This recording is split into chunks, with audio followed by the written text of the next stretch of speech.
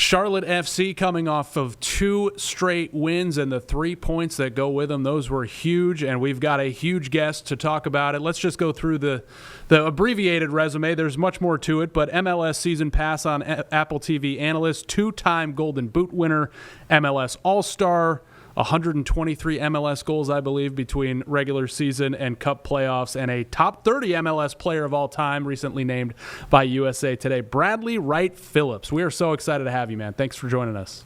Oh, thank you for having me. Nice welcome that is, man. Making me sound like a decent player. We could go on. There's more, but we'll keep it there for now. So Charlotte have won 2 straight matches. What do you think is working right now for this club as they try to get back to surface? I think if you see in the last 2 games, it's only 1 goal conceded. Just look a little bit better defensively. I think, last season and before the season starts, if you tell me, what Charlotte are going to look like, I'm going to tell you they're going to be tough to play against, hard to score goals against. And they haven't really been this year. I think the last 2 games have looked a lot more solid. The fixture list right now is very kind. If you can get, the 3 points in the next 2 games or 6 points in the next 2 games, you're looking at some really good form here. Before we talk about that next game, let's just look big picture. This club's stated goal coming into the season was top 4 in the East.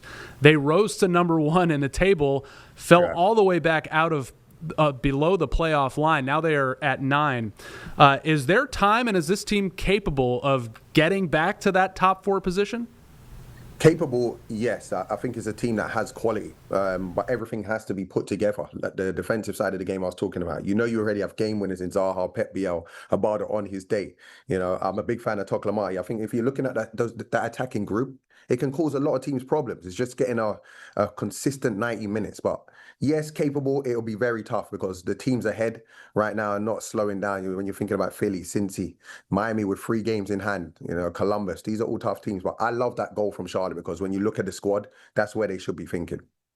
Okay, so you talk about the defense and this team being so hard to score against. I mean, last year led the league in clean sheets. This year, they're lucky to get one once in a while, and they did recently. Do you think that those concerns from this kind of 2-month sample size, do you think they still exist, or do you think with maybe personnel and returned health and maybe the transfer window, that could be shored up? Yeah, I think definitely. I think you want form. Kalina was one of the best goalkeepers, last year. I think, was the best goalkeeper last year. Malanda was one of the best young defenders. He was brilliant. I don't think their form has been up to a par to what we become used to. And then all of a sudden you have a few injuries. Byrne, I think, was a big part of that back line. Doumbia come in, looks sharp. He gets injured. So I just think, with a transfer window or those players coming back into form and fit, I think, I don't think much changes from last season.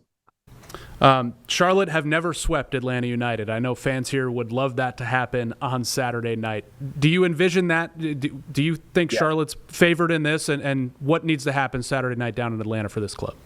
100% favourites. I don't want to disrespect Atlanta United, but they haven't been good enough this season. If you're Charlotte and you're really a team that considers yourself that should be in the top 4, you should be going there looking to win.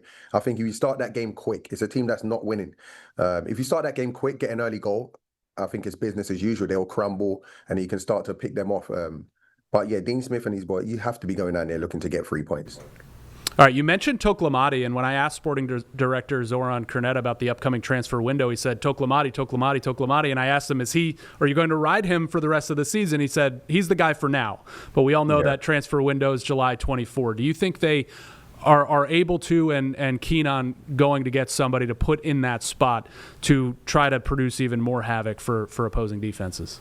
They should. If you consider yourself a good team, you need competition in every spot. I think right now it's Toklamati's spot to lose. If he comes in, does well, scores goals, it's going to be harder to put him on the bench. But he is a young player, so having experience, getting someone in that is a goal scorer. If you're putting that pressure on him to just be, the number 9 who has to score goals week in, week out, it's not fair. This is a player that's still learning. But have I seen quality in him? Yes. Great movement, quick, calm around the box, good finishing ability. Yeah, he can be that guy, but I think having someone else there with him to take a little bit of pressure would do him no harm. Yeah, the other night, late first half, Charlotte having trouble finishing, and then boom, Pep Biel to the rescue, scores again. Believe it was his first brace for Charlotte here. What have you made of his star turn? He's accounted for, I think, half of Charlotte's goals this season, whether by goal or assist. What do you think of the type of player he has become for this club and how important he's become? Well, right now he's the player for that team. You know, when Zaha came in, and I'm a big Zaha fan, brilliant player. But when he came in, we're thinking it's going to be Zaha's team. While Zaha is getting acclimated to the league, Pep Biel's put that on his shoulders, and more often than not, he's turned up, like you said, with goals and assists. He's just a clever player, right? He can run off the ball when he has it at his feet. He's got nice delivery. He can find, you know, the number 9 making runs. He loves to cut in from that right and play direct passes in behind. And then the most important thing, he can put the ball in the back of the net. You bring up Zaha. You mentioned his transition. You made a similar transition over here to this league. What have you seen so far, and what do you think he could still become this season, which is obviously very important when you bring in a guy like that? Of late, I even think last game didn't get on the score sheet, but last game he was instrumental in the goals. You know, starting the moves, clever passes. I'm seeing that more. When he's coming inside, he's looked a bit more dangerous. I think when he first got here, he's getting isolated on the wing in 1v1 moments. When you're a targeted man, that's very tough. You know, before the game, players are going to identify you and say, let's go, let's be tight on him. When he comes inside, he's giving himself a few more options. He's looked very bright, as I expect him to do. And yeah, there's so much more Zaha can give. I think he gets a lot of criticism, which I think is unfair. In my first half a season here, I had, you know, 1 goal in the league and 1 in the playoffs, you know, 2 goals. So he's done well. He's got a few goals, a few assists, but still a lot more to come from Zaha. What do you think the biggest adjustment for him has had to be, and something you went through as well? Maybe they're the same types of adjustments that he's having to make now? With me, I struggled with travel, the heat.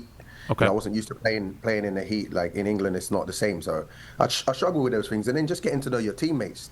People overlook that. You know, they have to understand what Wilf likes. You know, and then he has to understand how, you know, what their qualities are. These things all take time. Some people come in and it just clicks automatically. We can't forget that he came over here, wife had a baby, he has to fly back. All of these things take their toll. So I think he's done well for what he's had to deal with. All right, I have to ask the MLS All-Star about the MLS All-Star game being awarded to Charlotte this week. That was huge news here. It will just be Charlotte's 5th season in the league. What have you been impressed by the support that this city has given this club? I don't believe you – did you retire in 22? So we didn't get to see you on the pitch here? That's what I mean. I don't want to talk like I've been there. I wasn't lucky enough to play there. Yeah. When I'm on 360, I'm not getting full 90 minutes. But what I do see is the fan base looks unbelievable. It's one of those teams that when we shoot to a different game, it's one of the ones you're excited about. I can throw Cincinnati in there. Charlotte's definitely up there because the crowd are into it. They got that lovely celebration, backs turned. I don't know what you guys call it down there, but it just looks like a fun environment to play in. And I expect the All-Stars to be no different. Awesome. Bradley Wright-Phillips, we're so lucky to have you, man. Thank you for lending your time and expertise on Charlotte FC as they go for 3 straight Saturday at Atlanta.